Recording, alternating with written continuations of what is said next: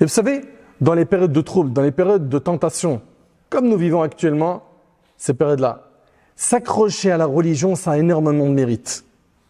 S'accrocher au dîn, ça a énormément de mérite. Malheureusement, on a des gens, quand ils voient le mal se propager un peu partout, qu'il y a trop de tentations, qu'est-ce qu'ils ont tendance à faire? Certains, pour ne pas généraliser, ils baissent les bras.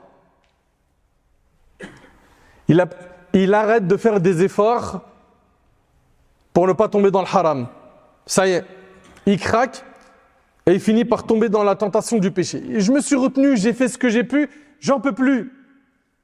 Alors qu'au contraire, c'est quand c'est dur que la récompense elle est immense. Quand c'est dur, la récompense elle est grande auprès d'Allah. Ma'aqal ibn Yasar, radiyallahu anhu, relate que le prophète a dit l'adoration en période de trouble, c'est-à-dire quand c'est dur de s'accrocher à la religion, l'adoration en période de trouble est semblable à une émigration afin de me rejoindre, rapporté par l'imam Muslim. Dans ce hadith, on y voit quoi? Que celui qui va se consacrer à l'adoration d'Allah, qui va s'attacher fermement à la sunna du prophète, celui-là aura la même récompense que celui qui aura émigré vers lui de son vivant. T'imagines? Et le hadith, il est rapporté par Muslim.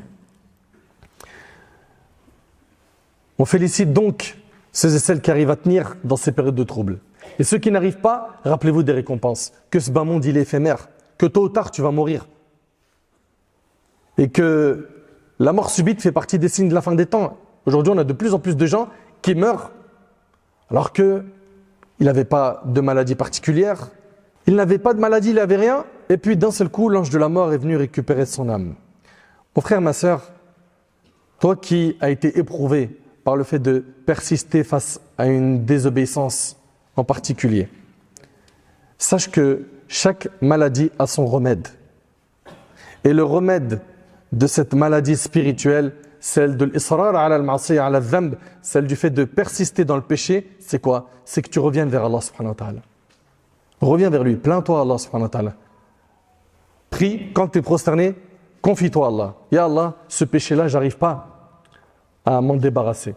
Demande à Allah tabarak wa ta'ala de te donner la force de pouvoir te débarrasser de ce péché. Rappelle-toi que le fait de persister dans le péché, ça va t'éliminer la baraka de ta vie. Tu n'auras plus la bénédiction d'Allah dans ta vie.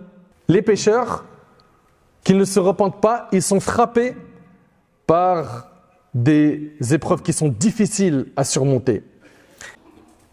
Et dans le cas, et c'est avec ça que je termine, où tu as fait des péchés, petit ou grand, et que tu t'es repenti du péché, et que tu es retombé dedans, et que tu t'es repenti de nouveau. Ça veut dire quoi un repentir? Un repentir sincère, c'est le regret sincère du cœur. Vous entendez? Je regrette, ça me brûle le cœur quand j'y pense. Ça déjà, si tu ne regrettes pas ton péché, il n'y a pas de repentir. Le prophète m'a dit « An-nadamu tawba ». Le regret, c'est un repentir. Donc premièrement, c'est que ton cœur brûle quand tu te rappelles du péché que tu as fait. Si tu as ça, tu as validé une étape du repentir sincère. 2, tu t'en détaches immédiatement. 3, tu es déterminé à ne plus jamais le refaire. Tu es déterminé à ne plus jamais le refaire. Si tu as délaissé, supposons c'est la fornication, ou la drogue, ou le mauvais traitement des parents, tu t'es repenti sincèrement, tu as regretté, tu as abandonné le péché, tu es déterminé à ne plus le refaire, puis le diable t'a eu avec le temps et t'es retombé dedans, et que tu t'es repenti sincèrement une nouvelle fois, tant que tes repentirs sont sincères à chaque fois, Allah te pardonnera. Vous entendez? La preuve, et c'est avec ça qu'on finit. Le hadith il est rapporté par Bukhari et Muslim d'après Abu Huraira. Le prophète rapporte de son Seigneur, c'est donc un hadith qudusi. Allah tabarak wa ta'ala, il dit, un homme commis un péché et dit, oh Allah, pardonne-moi mon péché. Allah, béni et exalté soit-il, dit, mon serviteur a commis un péché et il sait qu'il a un Seigneur qui pardonne le péché et qui punit aussi pour le péché. Puis le serviteur récidiva et pécha de nouveau. Donc il a fait un péché, il s'est repenti et là il en a fait un nouveau.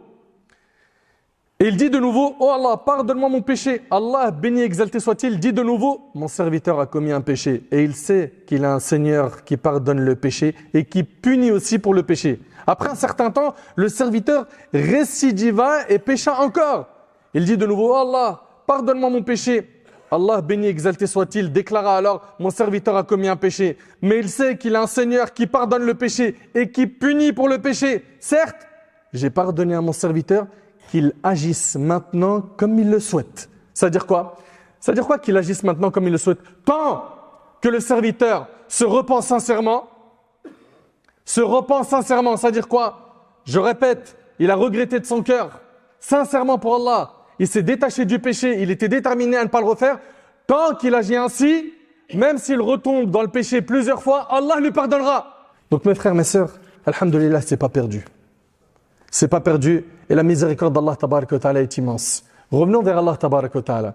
On ne sait pas quand est-ce qu'on va quitter ce monde et il faut impérativement qu'on prépare l'autre vie comme il le faut.